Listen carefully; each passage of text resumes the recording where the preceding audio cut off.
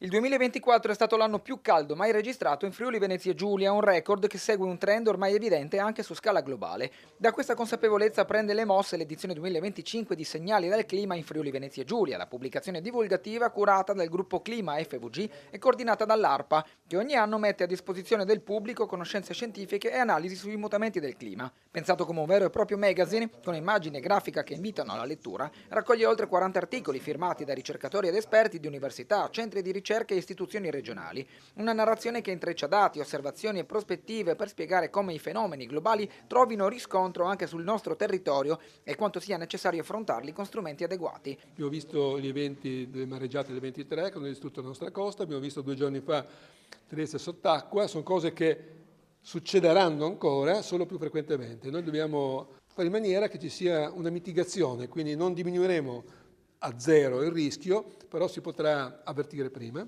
e si potrà avere un territorio più resiliente, come si suol dire. L'edizione 2025 si apre con la presentazione del percorso verso la strategia e il piano clima a Friuli Venezia Giulia, iniziativa con cui la Regione intende pianificare le azioni di mitigazione e adattamento.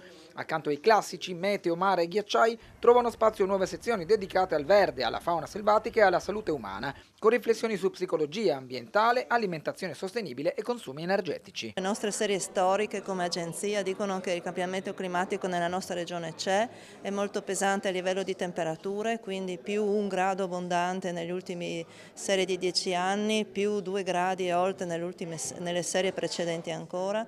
Piove in maniera diversa, abbiamo la stessa quantità di pioggia, però abbiamo fenomeni particolari di piogge, quindi molto violente, l'ultimo caso a Trieste, di cui bisogna tenerne conto per capire come l'uomo può adattarsi e cercare di abbattere i rischi. Il valore del progetto è stato riconosciuto a livello internazionale con l'EMS Outreach and Communication Award 2025 che sarà consegnato il 10 settembre a Lubiana. La pubblicazione è consultabile gratuitamente online sul sito di ARPA FVG insieme alle edizioni precedenti per offrire uno sguardo continuo e aggiornato su come il clima stia cambiando e su come la comunità possa rispondere.